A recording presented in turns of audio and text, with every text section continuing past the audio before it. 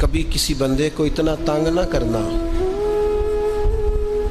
کہ وہ اتنی تکلیف میں آئے کہ وہ خود تو کچھ نہیں کر سکتا، ماڑا ہے، لیکن پھر وہ رات کو اپنے رب کی بارگاہ میں بیٹھ کے کہے کہ تو حاکم و عادل ہے مگر تیرے جہاں میں ہے تلخ بہت بندہ مزدور کے اوقات۔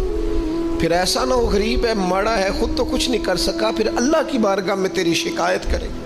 ایسا نہ کرنا۔ میرے نبی پاک علیہ السلام کے درویش صحابی تھے حضرت سعید بن زید رضی اللہ تعالیٰ عنہ، فقیر فاقہ مست، حضرت عمر رضی اللہ تعالیٰ عنہ کے قریبیوں میں سے تھے۔ ایک عورت نے الزام لگا دیا زمین کے قبضے کا۔ میں کیسے آپ سے کہوں کہ جب لوگ کسی ایسے شخص پر جس نے زندگی ساری دیانتداری سے گزاری ہو، لوگ الزام لگاتے ہیں نا، تو یہ بھی نہیں سوچتے ہم بات کس کے بارے میں کر رہے ہیں، کھلی ہوئی زبان ہوتی ہے، جو مرضی کہہ دیتے ہیں۔ حضرت سعید بن زید پر الزام لگا دیا، اتنا بڑا آدمی، محبوب کا صحابی، اور عورت نے الزام لگا دیا۔ اور جب اللہ والے بد دعا دیتے نہیں، لیکن جب کوئی تکلیف اتنی دے، کلیجہ پھٹ جائے، پھر بندہ کیا کرے؟ وہی بات کہ اب وہ کچھ کہہ نہیں سکتے تھے، ایک عورت پر کس طرح کوئی بات ہو سکتی تھی؟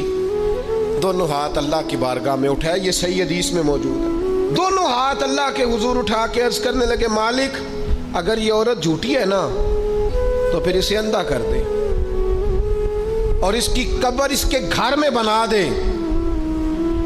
صحابہ فرماتے ہیں کہ حضرت سعید بن زید کا تو وصال ہو گیا، زمانہ گزر گیا، لیکن ہم نے پھر اس بی بی کو اندھا ہوتے دیکھا ہے۔ پھر اس کے گھر میں کنواں تھا اور ہم نے اسے اپنے ہی گھر کے کنویں میں گر کے مرتے ہوئے بھی دیکھا ہے۔ اس لیے کہ جب آپ کسی کو تکلیف دیتے ہیں، جب آپ ستاتے ہیں، جب آپ وہ بات کرتے ہیں جو اس بندے میں موجود نہیں ہے، جب آپ جھوٹ بولتے ہیں اپنے نفس کی تسکین کے لیے، جب آپ زیادتی کرتے ہیں صرف اپنی انا کے لیے، تو پھر بعضوں کا دعائے ضرر نکلتی ہے منہ سے۔